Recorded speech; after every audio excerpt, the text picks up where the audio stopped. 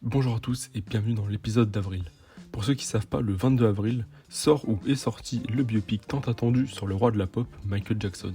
Alors comme vous l'avez vu au titre, c'est donc l'occasion parfaite de vous parler de biopic en comparant les plus et les moins, tout en vous conseillant une petite sélection de mes préférés, ainsi que ceux qui m'ont déçu, voire abîmé la rétine. Alors avant de commencer, il faut savoir que le terme biopic c'est un terme très large et que ça englobe des films auxquels on ne pourrait pas s'attendre à voir dans ce genre-là. Ça a notamment été mon cas lors de mes recherches pour ce podcast où je pensais n'en avoir vu que quelques-uns, alors qu'en réalité le chiffre était bien plus élevé. Alors selon Larousse, un biopic c'est un film dont le scénario s'inspire de la vie d'un personnage célèbre. Les plus connus étant je pense Le Loup de Wall Street en 2013, La Liste de Schindler en 1993 ou encore The Social Network en 2010. Donc il y a aussi plein de biopics méconnus du fait que la personne incarnée dans le film ne soit pas véritablement connue de tous, voire pas connue du tout, comme ça a été mon cas encore une fois, le cas de The Revenant en 2015, Brave Heart en 1995 ou Beautiful Boy en 2018. Donc c'est des films vraiment où on s'attend pas forcément à ce que ça soit une histoire vraie, enfin tiré d'une histoire vraie, parce qu'il n'est pas tout le temps mentionné et on sait pas toujours que c'est un biopic ou en tout cas que ça retrace la vie de quelqu'un qui a vraiment existé. Donc maintenant que je vous ai recontextualisé le genre, il faut savoir que les biopics ça fait toujours un peu parler d'eux parce qu'ils posent toujours des questions comme est-ce que le film il va englober toute la vie de telle ou telle personne ou encore est-ce que les côtés problématiques ils vont être abordés ou alors au contraire entièrement cachés et pour finir est-ce que ça s'est vraiment passé comme ça dans sa vie. Et c'est précisément ce point en tout cas qui revient le plus souvent de mon côté parce que je connais jamais la vie entière de toutes les personnes dans les biopics que je regarde et donc si telle ou telle chose s'est vraiment produite comme ça ou pas. Ce que je fais donc c'est que j'essaye de m'informer avant de voir le film en regardant des vidéos ou des documentaires ou soit après le film pour vérifier les infos ou compléter ce qui n'a pas été abordé étant donné qu'il y a souvent beaucoup d'infos sur les gens les plus connus forcément sur plein de sites différents et donc c'est pas trop dur de retrouver si telle ou telle chose a été véridique ou pas mais c'est vrai qu'à chaque fois ça pose le petit doute de est-ce que c'est pas trop romancé ou pas. Bref, les biopics, c'est une bonne porte d'entrée pour allier réalité et fiction et en apprendre plus sur la personnalité choisie à condition, encore une fois, que l'histoire ne soit pas trop romancée et donc faussement informative. Dans les deux cas, il y a de très bons biopics, de très mauvais et d'autres inconnus qui méritent quand même, je pense, plus de visibilité. Alors, avant de vous faire part de mes recommandations, je tiens à préciser de nouveau que je ne citerai que des biopics que j'ai vus, que je suis bien loin aussi de tous les avoir vus, et donc qu'il y aura sûrement d'autres épisodes, parce qu'en faisant mes recherches, je me suis rendu compte qu'il y avait quand même pas mal de biopics hyper connus que j'avais jamais vus et qu'il fallait que je parle un jour, je pense, dans ce podcast.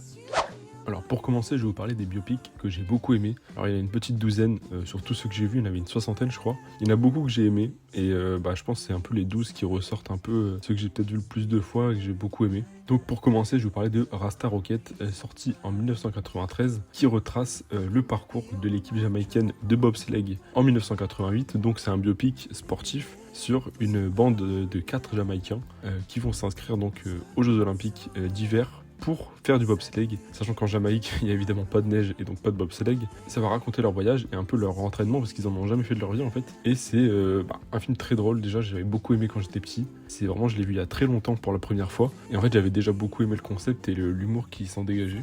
Et je l'ai revu beaucoup plus tard 2 fois, où ma note n'a fait qu'augmenter en fait entre chaque visionnage. Je pense que je kiffe de plus en plus le film en le revoyant. Et franchement c'est un film très good vibes, très inspirant aussi le fait que c'est un peu 4 personnes qui partent de rien et qui arrivent quand même à aller assez loin dans la compétition. Donc franchement c'est un film qui me plaît beaucoup et que j'ai pas du tout de mal à revoir et qui me fait à chaque fois beaucoup rire dans ses personnages, son humour et sa vibe et son mood quoi. Du début jusqu'à la fin. Alors je me suis pas plus renseigné que ça sur l'équipe de base, il y a quelques lignes à la fin du film, mais franchement c'est... je trouve ça admiratif un petit peu, le parcours donc de ces 4 personnes qui sont parties de rien et qui se sont fait moquer pendant tout leur trajet quoi, pour au final un peu tous les choquer quoi. Donc c'est vraiment un film qui m'a beaucoup plu, qui me plaît beaucoup encore, que j'ai vu petit, que j'ai revu adulte et que franchement j'ai jamais de mal à revoir et c'est des thèmes que j'ai beaucoup aimé découvrir dans ce film. Je vais maintenant vous parler d'un des biopics les plus connus de cette liste, je pense. Un peu obvious, je vais parler de 8 Mile, sorti en 2002, qui retrace évidemment la vie de Eminem. Alors la vie, c'est pas toute sa vie non plus, mais ça retrace une bonne partie de sa carrière et un peu ses débuts dans la rap. Donc c'est vraiment un biopic que j'ai beaucoup aimé, même si j'écoute pas énormément Eminem.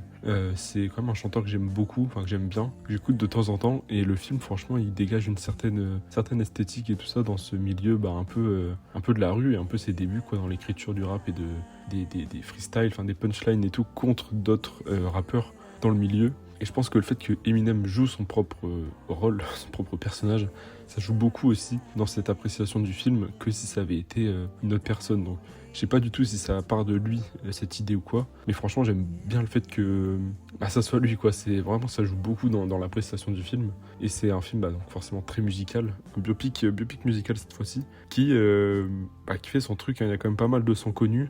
T'as vraiment les débuts, t'as l'ambiance un peu sombre, un peu crade de la rue et un peu ce qui se passe aussi entre gangs, tout ça, c'est à Détroit il me semble. Et franchement, j'ai appris quelques trucs que j'ignorais sur Eminem. Comme je disais au tout début, je connais jamais la vie de tout le monde, donc forcément c'est à chaque fois compliqué c'est bien plutôt de voir ce qui se passe et ce qui s'est passé. Mais voilà, franchement, 8 Mile, je pense, c'est un des plus connus de cette liste. Et c'est un film qui a très bien marché pour son impact, enfin l'impact qu'a Eminem dans le rap en général et le rap américain.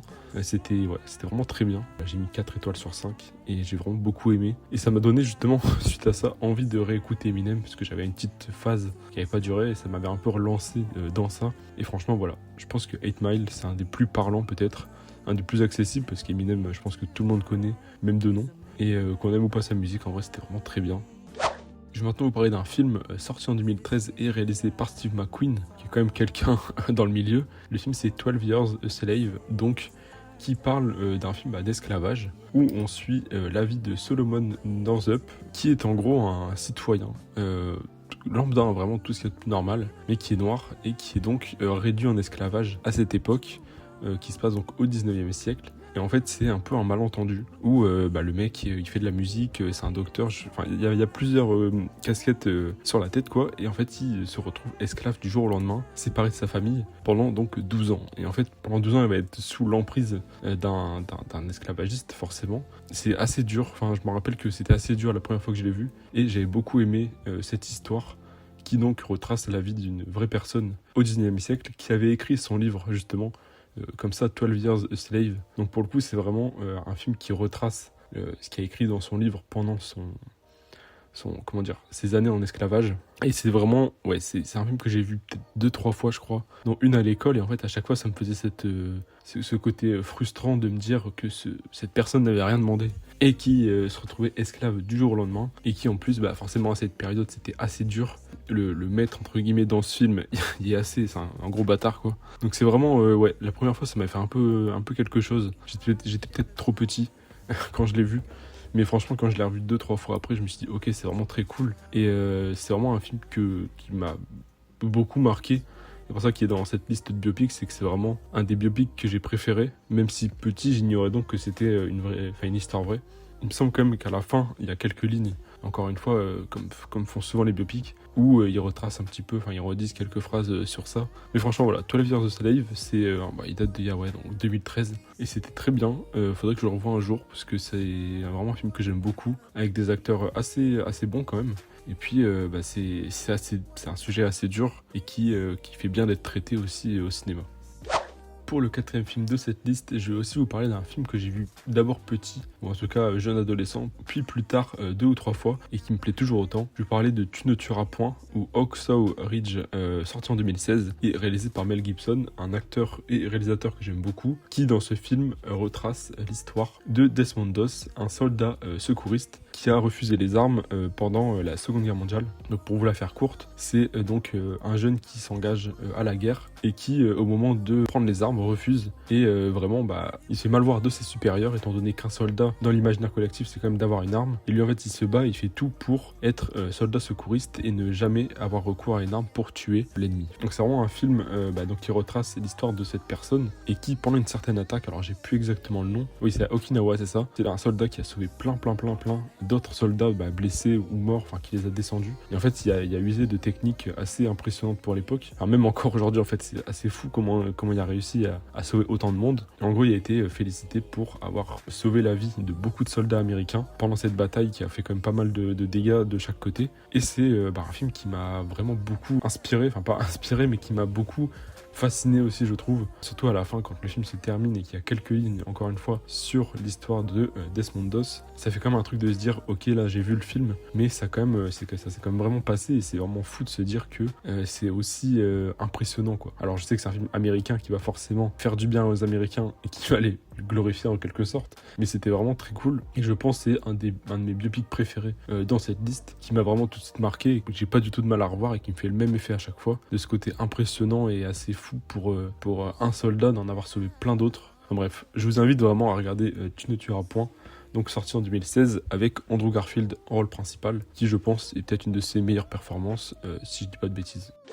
Je vais maintenant vous parler d'un biopic un peu plus humoristique, un peu plus tranquille que les précédents. Je vais vous parler de The Founder, sorti en 2016 et réalisé par John Lee Hancock, qui raconte l'histoire du début et de l'ascension de McDonald's, le célèbre fast-food. Le personnage principal étant interprété par Michael Keaton, un acteur que j'aime assez bien, et qui donc incarne Ray Kroc, le fondateur de McDo, à ses débuts, avec son idée de populariser la fast-food et de faire gagner du temps, rendre les menus, enfin les repas moins chers, et le fait d'avoir cette efficacité de commander, d'avoir son repas dans les 5 minutes qui suivent, quoi. Donc c'est vraiment très intéressant de voir les tout débuts du McDo, avec cette idée d'améliorer constamment la rapidité du service et de, entre guillemets, la qualité du McDo, donc qui au début était un simple resto et qui s'est ensuite répandu dans toute l'Amérique, puis après dans le monde entier, et c'est vraiment assez fascinant de voir comment ça a commencé et comment c'est aujourd'hui, quoi. Donc il y a pas mal de bons acteurs dans le film. Je trouve ça assez marrant de voir un biopic sur un fast-food parce qu'on n'en a pas d'autres, il me semble. Donc voilà, The Founder, c'est assez tranquille à regarder, c'est assez intéressant de voir comment il en est venu à optimiser tout ce temps et à aussi passer d'un métier à l'autre, parce que c'était pas du tout son métier de base, et c'est vrai que c'est assez fou de voir comment McDo est devenu aussi énorme aujourd'hui, avec notamment les franchises qu'on a partout dans le monde maintenant. Je vais maintenant vous parler de Green Book, certainement mon préféré de cette liste, noté 5 sur 5 les 2 fois où je l'ai vu, donc c'est vraiment pour dire que j'ai beaucoup aimé et c'est vraiment très bien. Je l'ai revu récemment au cinéma et l'expérience était toujours aussi bonne. C'est un film donc sorti en 2018 et réalisé par Peter Farrelly, qui reprend l'histoire de Don Charley et de Tony Lip, le premier étant pianiste et le deuxième étant ex-videur de boîte de nuit et acteur. L'histoire étant que le deuxième personnage va être le chauffeur de Don Charley, donc qui est un pianiste assez connu mais qui est noir et donc très racisé au fil du film. En fait, il va faire une tournée un peu dans toute l'Amérique et surtout dans la partie où les noirs ne sont pas bien vus. Et en fait, ce duo de personnages va faire qu'il y aura une véritable évolution, étant donné que Tony Lip, à la base, il est aussi un petit peu raciste. Et en fait, au fur et à mesure du film, il va apprendre à aimer et à connaître Don Charley et en devenir très potes pendant ce road trip à travers l'Amérique. Et en fait, c'est très intéressant parce que la musique, qui est censée un peu être le sujet principal, ne l'est pas du tout. En fait, le piano est vraiment mis de côté. Pour le coup, dans ce film, on voit très peu de scènes en fait où il chante vraiment, enfin où il joue en tout cas devant des gens. Et c'est plutôt ces rapports entre les deux personnages et les autres personnages où ils vont se défendre forcément face aux gros racistes du film. Et franchement, ça m'a touché les 2 fois parce que c'est quand même une belle histoire. Je trouve que d'avoir une sorte de road trip entre deux persos qui à la base sont pas trop faits pour s'entendre. Ou en tout cas Tony Lip qui fait pas trop d'efforts pour s'entendre avec Don Charley, et Don Charley qui a vraiment une classe beaucoup plus grande que Tony Lip. Et donc voilà, c'est vraiment un film que j'ai beaucoup aimé les 2 fois, que je classe dans mes films préférés clairement, parce que c'est vraiment un film qui me plaît beaucoup. Donc c'est vraiment un très bon film, je peux que vous le conseiller parce que c'est vraiment très cool, très good vibe, et comme c'est une histoire vraie, on se rend compte aussi du problème qu'il y avait à cette époque. C'était dans les années 60, c'est quand même pas très vieux, mine de rien, et c'est encore une fois très inspirant. Côté biopic français, vous me connaissez, j'allais forcément parler de cinéma français. Le premier étant Monsieur Aznavour, sorti en 2024 et réalisé par Mehdi Edir et Grand Corps Malade, que j'ai découvert donc au cinéma le jour de sa sortie et j'ai beaucoup aimé. Aznavour, interprété par Tahar Rahim, qui est un acteur que j'adore énormément. Bastien Bouillon, qui joue au début son acolyte un petit peu. Enfin bref, c'est vraiment deux personnages que j'ai beaucoup aimé. Et donc qui reprend l'histoire de Charles Aznavour, je pense que tout le monde connaît même de nom, qui est un des plus grands chanteurs français de notre époque, enfin même encore aujourd'hui je veux dire, et qui a marqué quand même toute une génération et qui continue à faire autant d'écoutes chaque année. Donc Monsieur Aznavour, c'est un film qui retrace vraiment toute la vie de Charles Aznavour, de ses débuts, donc enfant avec ses parents qui baignent un peu dans ce milieu de musique et de théâtre, et qui plus tard commence à faire de la musique, fait des petites scènes, augmente ensuite de taille. Enfin c'est vraiment son ascension, quoi. C'est vraiment son parcours de A à Z, et j'ai trouvé ça très intéressant parce que j'écoute quand même assez beaucoup Charles Aznavour. C'est un chanteur que j'aime assez bien. Forcément le film, alors encore une fois je connaissais pas du tout toute sa vie, voire même pas du tout. Il y avait vraiment beaucoup de ses musiques les plus connues, et ça c'était vraiment cool au cinéma à entendre et à voir un peu en images, parce qu'il y avait quand même quelques clips retravaillés, enfin pas des clips, mais des scènes plutôt, des séquences assez bien faites. Donc ça révolutionne pas non plus le genre biopic, mais c'était vraiment très cool de voir un enfant qui part de rien, entre guillemets, qui aime la musique et qui en fait va devenir un des plus grands chanteurs de tous les temps, avec son style particulier, sa voix et puis aussi son origine, qui au début joue beaucoup dans son parcours et son métier. Alors la performance de Tahar Rahim, elle est vraiment exceptionnelle. Il est vraiment devenu Aznavour. Il y a beaucoup de vidéos qui sont passées quand il s'est entraîné, où ses proches disaient qu'il chantait, enfin il parlait en Aznavour tous les jours pour vraiment être dans le personnage, et c'était devenu un peu chiant parce qu'il lâchait pas le truc en fait pour être vraiment à fond dedans. Et c'est pour ça que c'est aussi lui qui chante les musiques dans le film, et c'est bluffant à quel point vraiment on dirait que c'est Aznavour lui-même qui chante. Enfin bref, ça m'a vraiment mis une petite claque mine de rien. C'était très cool à découvrir au cinéma, et je pense que c'est un film que j'aurais pas de mal à revoir. Il m'a beaucoup plu, les musiques m'ont beaucoup plu aussi, et ça m'a permis d'en apprendre plus sur sa vie et son parcours de son enfance à sa mort. Je vais revenir côté américain avec le dernier biopic américain que j'ai aimé de cette liste. Je vais me faire un peu détester parce que c'est un film qui fait assez parler de lui, en tout cas qui a fait assez parler de lui en cette fin d'année 2025 et ce début 2026. Je vais vous parler de Marty Supreme, donc voilà, réalisé par Josh Safdie, donc qui est un semi-biopic. Je préfère le préciser. Quand j'ai fait mes recherches, je me suis rendu compte que, enfin, je l'avais déjà vu en fait au moment du film, mais ça raconte pas vraiment, c'est pas vraiment un biopic 100%. C'est inspiré de l'histoire de Marty Reisman, qui était un pongiste dans les années 50-60, mais qui dans Marty Supreme est beaucoup plus romancé. Enfin, c'est vraiment, ça reprend pas chapitre par chapitre la vie de cette personne. Mais donc j'ai découvert que c'était un biopic, un semi-biopic en tout cas. Donc voilà, Marty Supreme, j'ai beaucoup aimé. Je l'ai vu 2 fois au cinéma, en mettant 4,5 à chaque fois. Donc voilà, j'ai vraiment beaucoup aimé le film. Hormis le fait que ça soit pas un vrai biopic, l'histoire en elle-même m'a beaucoup plu, avec une histoire assez folle en rebondissement et en situation. Et un Timothée Chalamet que j'ai forcément adoré dedans, qui d'ailleurs n'a pas gagné de récompense aux Oscars. Enfin bref, c'est un peu triste parce que j'ai beaucoup aimé le film, et Timothée Chalamet méritait quand même assez l'Oscar. Bref, c'est un film que j'ai beaucoup aimé de par sa mise en scène, ses situations, ses musiques aussi, même si elles sont anachroniques. Ça m'a beaucoup plu d'entendre des titres que je connaissais assez bien, et en fait le film est juste fou quoi. Pendant tout le temps du film, pendant 2h30 franchement je vois pas le temps passer, et c'était vraiment très cool de découvrir ce film en salle, que j'attendais depuis au moins 2 mois je pense, avec d'autres acteurs aussi qui sont assez géniaux dedans et qui m'ont beaucoup plu. Donc voilà, Marty Supreme, ça fait assez parler de lui parce qu'il y a beaucoup de gens qui aiment, beaucoup de gens qui aiment pas. Ça divise assez quand même. Je pense que j'aurais pas du tout de mal à le revoir parce que c'était vraiment très fou comme film, avec beaucoup d'idées et beaucoup de situations, et encore une fois un Timothée Chalamet aussi détestable que égoïste. Enfin bref, c'était vraiment un film que j'ai beaucoup aimé, que je voulais placer dans cette liste, même si c'est pas un biopic à proprement parler.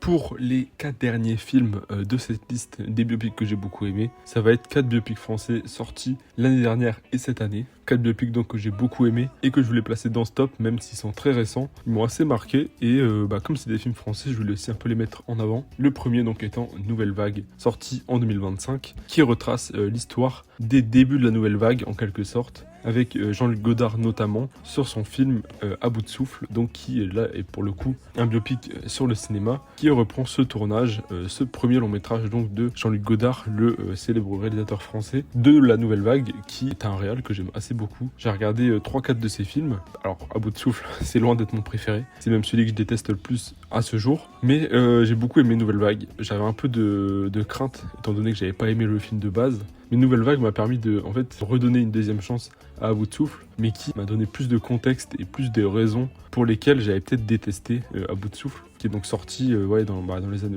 en 59 ou en 60 il me semble. Enfin forcément un biopic sur le cinéma pour un cinéphile c'est quand même un bonheur, parce qu'il y a plein d'autres réalisateurs qu'on voit dedans qui font un peu cet effet ah ouais il y a lui et tout, ça c'est fou quand même. En fait c'est très réaliste. Alors c'est pas du tout un film, c'est un film français à moitié, parce que le réalisateur c'est Richard Linklater, qui est pas du tout français pour le coup, mais qui a quand même réussi à garder cette esthétique et ce réalisme qu'il y a dans À bout de souffle, en refaisant des décors et vraiment en reprenant tout un peu de A à Z. Et c'est assez dingue quand même aujourd'hui d'avoir quasiment 50-60 ans plus tard refait À bout de souffle en quelque sorte, mais du côté de la caméra, donc c'est vraiment assez fou. Et même les acteurs, Guillaume Marbeck qui joue notamment Jean-Luc Godard, qui m'a franchement impressionné. C'est vraiment fou à quel point il reprend son personnage, il parle comme lui, il y a les mêmes mimiques, tu vois, il est trop fort pour l'imiter en fait. c'est vraiment le César est mérité. Même les autres acteurs qui jouent donc Belmondo et enfin j'ai plus le nom de l'autre actrice, mais c'est quand même assez fou d'avoir refait À bout de souffle. Moi j'ai l'impression de l'avoir revu sans vraiment l'avoir revu et c'était vraiment très cool de voir ce film qui m'a tout de suite beaucoup plu et que je pense que je reverrai peut-être après avoir revu À bout de souffle. Parce que c'est vraiment deux films qui se complètent un petit peu et qui permet encore une fois de donner plus d'infos et plus de contexte sur ces débuts de la nouvelle vague qui est quand même un mouvement français assez connu et qui a changé le monde du cinéma aussi.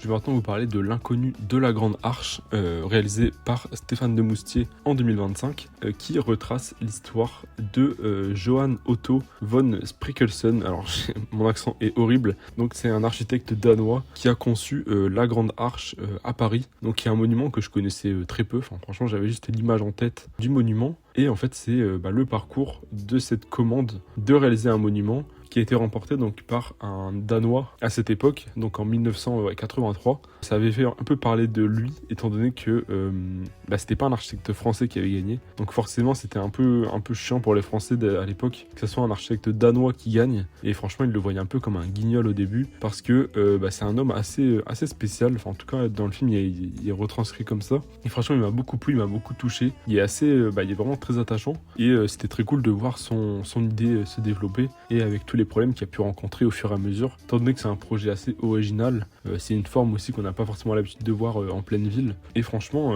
j'ai tout découvert. Parce que là, pour le coup, je connaissais absolument pas l'histoire de cette architecture. Et c'est toutes les galères qu'il y a eu pendant le mandat de François Mitterrand, où il y a eu vraiment pas mal de complications au niveau des matériaux, au niveau de plein de trucs en fait du financement. Et c'était très intéressant de voir tout ce développement sur cet homme et son projet qui n'a vraiment pas lâché jusqu'au bout et qui, je crois, est même décédé avant la fin de la construction de son œuvre, qui aujourd'hui est maintenant significative à Paris et qui quand même prend beaucoup de place dans la ville. Donc autrement dit, on peut pas la rater plutôt. Donc voilà, c'est un personnage que j'ai beaucoup aimé, qui m'a vraiment très touché et qui m'a beaucoup plu dans ce film, avec d'autres acteurs aussi comme Xavier Dolan qui joue un des ministres, un des superviseurs il me semble, Swan Arlo aussi qui joue un architecte aussi connu, et enfin bref, il y a pas mal de beau monde dans ce film. Et j'ai vraiment beaucoup aimé. C'était vraiment une grosse découverte, une sacrée surprise, comme je disais, de A à Z, où je connaissais absolument rien de cette personne et du monument, et qui m'a vraiment beaucoup plu pour un biopic, donc en plus français.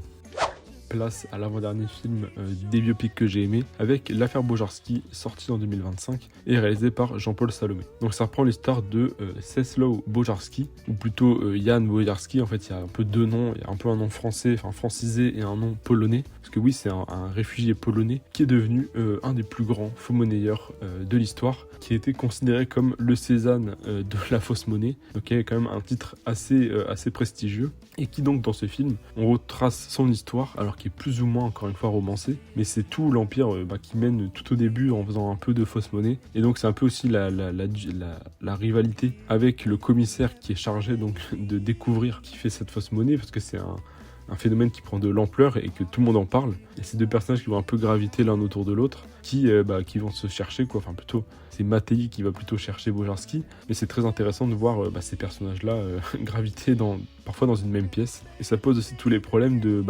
secret, de cachotterie par rapport à Bojarski et sa femme, où il lui cache quand même beaucoup de temps ce trafic, et qui va jouer donc forcément dans ses relations familiales et aussi avec ses enfants, ou plutôt son fils. Donc voilà, c'est un film que j'ai beaucoup aimé parce que je connaissais absolument pas cette histoire. C'est donc d'après d'une histoire vraie, donc c'est encore une fois un semi-biopic parce que ça a beaucoup été romancé, je pense. Mais c'est un phénomène peut-être pas assez parlé, peut-être pas assez diffusé, voire médiatisé, parce qu'on n'a peut-être pas encore trop d'infos sur lui. En tout cas, à la fin du film, il y a pas mal d'images d'archives et de petites phrases qui reprennent un peu ce qui s'est vraiment passé à cette époque-là. Et c'était très cool de découvrir ça, en fait. C'est un peu inspirant. Ça m'a pas donné envie de faire de la fausse monnaie. C'est vrai que c'est assez fou et assez fascinant de se dire qu'il a fait tout ça tout seul avec quelques machines pour imprimer des trucs, quoi. Je vais finir sur ce film avec le casting que j'ai beaucoup aimé. Reda Kateb qui joue Jan Bojarski, qui m'a beaucoup plu. C'est un acteur que je connais pas beaucoup, mais qui m'a bien plu dans ce film. Sarah Giraudot qui joue sa femme. Bastien Bouillon qui joue le commissaire Mattei, qui est un acteur que j'aime beaucoup. Et enfin Pierre Lotin qui joue le meilleur ami, je dirais, ou un collègue en tout cas de Bojarski, et qui est vraiment un acteur que là j'aime énormément et qui me plaît beaucoup, qui m'a encore beaucoup plu dans ce film et qui fait encore ses preuves de plus en plus dans le cinéma français. Je termine cette liste avec un film que j'ai vu très récemment, sorti cette année, réalisé par Anthony Marciano, qui est Le Rêve américain, avec deux acteurs que j'aime énormément, Jean-Pascal Zadi et Raphaël Quenard. Donc qui est un film qui retrace l'histoire de deux agents sportifs français dans le monde du basket, donc Bouna Ndiaye et Jérémy Medjana. Donc ils sont deux personnes, encore une fois, qui partent de rien, qui ont juste un rêve et un objectif, c'est de rentrer dans le monde du basket en en étant les agents des joueurs, et vraiment ils partent de zéro. Ils ont quelques bases chacun, l'un et l'autre, dans les chiffres et un peu dans l'entraînement. Enfin, c'est vraiment des bases très basiques. Et en fait, ça va être toute leur histoire, du début jusqu'à aujourd'hui, parce que c'est deux personnes qui sont assez influentes aujourd'hui dans le monde du basket et de la NBA. Alors j'y connais absolument rien en basket, mais c'est un film qui m'a beaucoup plu et qui m'a fait aimer ce sport que je ne pratique pas, mais qui est vraiment très bien et qui est assez, encore une fois, inspirant. Je pense que c'est le mot qui revient le plus dans ce podcast. Forcément, les biopics, ça raconte des vraies histoires, donc c'est assez ouf de se dire que ça s'est passé comme ça. Encore une fois, pour celui-là, je sais que les deux personnes, les deux personnes à la base ont beaucoup travaillé dessus, ont beaucoup aidé forcément à raconter l'histoire, étant donné qu'ils sont toujours en vie, donc on a la chance de pouvoir entendre leurs anecdotes, tout ça. En fait, c'est assez fou de se dire qu'ils partent vraiment de rien du tout, que maintenant ils sont dans les plus connus, quoi, ou en tout cas en France, parce que je sais pas du tout s'ils ont une portée mondiale très connue. Donc voilà, c'est deux acteurs, comme je disais tout à l'heure, que j'aime beaucoup et qui ont un sacré duo. En tout cas, il y a beaucoup de complicité, beaucoup de fraternité aussi. Et c'est vraiment un film que j'ai beaucoup aimé sur le basket, sur l'influence aussi qu'ont la France maintenant dans le monde de la NBA et du parcours qu'ils ont fait du début jusqu'à la fin, jusqu'à aujourd'hui.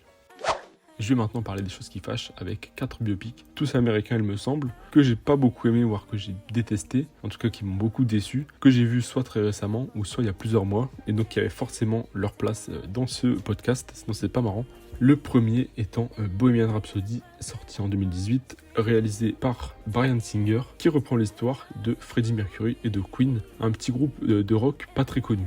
Donc le film il reprend un peu leur début et la création du groupe, comment ils se sont associés, comment ils ont fait des si grands hits et comment ils ont été perçus, parce que c'est un truc qui revient beaucoup. Freddie Mercury étant pas forcément au début montré comme homosexuel, ou en tout cas il le savait pas forcément encore, et qui au fur et à mesure de l'histoire le montre clairement. Et en fait c'est quelque chose qui a beaucoup déplu à cette époque, forcément dans les années 70, et qui a beaucoup joué dans l'appréciation du groupe, qui en fait était très mal vu par certains et très bien vu par d'autres, donc forcément les personnes représentées, qui avaient enfin un chanteur ou une idole homosexuelle comme elle. Donc c'est un film en fait qui fait très Wikipédia, qui fait très moments qui se sont déroulés avec des transitions un peu merdiques, et je trouvais ça dommage qu'on passe pas autant de temps, c'était pas autant profond que les autres, et ça faisait vraiment très commande, très, très liste à cocher quoi, à part les musiques qui m'ont forcément beaucoup plu et que j'ai adoré entendre et découvrir ou redécouvrir en salle. C'était vraiment pas exceptionnel et le film était vraiment long pour ce que c'était quoi, c'était vraiment pas terrible, et c'était dommage parce que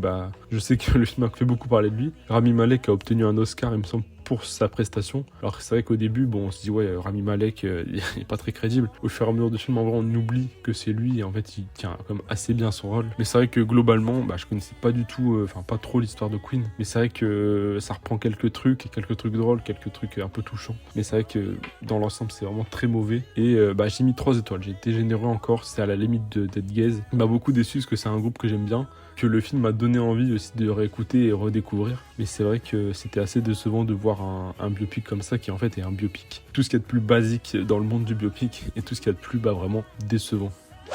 Je vais maintenant vous parler d'un film, certainement celui de cette liste, où j'ai le moins de souvenirs, tellement il m'a pas marqué. Je vais parler de Lee Miller, sorti en 2023, et que j'ai vu fin 2024, il me semble, qui retrace l'histoire d'une femme photographe soldat, qui a beaucoup joué dans le rôle de la mode, et qui est aussi devenue photographe pour Vogue, le Vogue magazine pendant la Seconde Guerre mondiale, et qui donc était photographe de guerre en étant sur le terrain, et en prenant des photos de l'action et de ce qui se passait à cette époque pendant la Seconde Guerre mondiale. Alors c'est un film donc réalisé par Hélène Curas, sorti donc il y a 2 ans, 3 ans même, et qui en fait est assez vide. Ça m'a pas du tout marqué. Je m'attendais à avoir plus de scènes sur le champ de bataille, quoi, des scènes vraiment d'action où elle prenait des photos. En fait ça m'a un peu perdu, c'était pas tant profond que ça, et en fait voilà, c'était un peu décevant de voir qu'il y avait si peu d'action, même si on apprend certaines choses, parce que je connaissais pas du tout l'histoire de cette femme photographe, mais il y avait rien de marquant en fait, c'était pas, c'est assez oubliable, même si les perfs des acteurs elles sont assez bonnes et il y a quelques plans pas mal. C'est vrai que globalement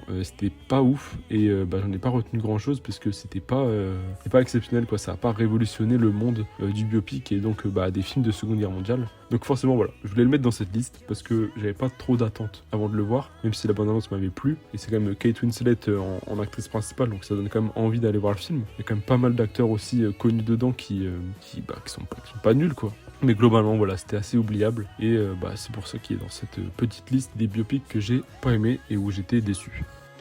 Pour l'avant-dernier film de ce podcast, et certainement celui qui m'a le plus déçu, malheureusement, je vais vous parler de Bob Marley One Love, sorti en 2024, et réalisé par Reynaldo Marcus Green, qui retrace l'histoire de Bob Marley, un des plus grands chanteurs de tous les temps, qui a beaucoup influé donc, dans le monde du reggae et de la paix, donc qui est un chanteur que j'aime vraiment beaucoup, qui est dans mes préférés all-time, et qui donc j'avais un peu d'attente pour le biopic forcément avoir une annonce d'un film sur un de ses chanteurs préférés, c'est toujours une bonne nouvelle. Mais c'est vrai que ça peut vite tourner au cauchemar, comme ça a dû l'être avec Bohemian Rhapsody précédemment. Le biopic de Bob Marley qui en fait retrace absolument pas du tout toute sa vie. Et ça qui est dommage, c'est qu'en fait on a un film de 1h45 sur une toute petite période de sa vie, en fait du moment où il se fait agresser dans une de ses maisons, où en fait il va se faire un peu canarder par des mecs qu'il aime pas. Et en fait je trouvais ça dommage que ce soit que cette partie de sa vie, parce que sa vie est très intéressante. Et pour le coup j'avais vu des documentaires et des vidéos avant d'aller voir le film, donc je savais un peu à quoi m'attendre et à ce que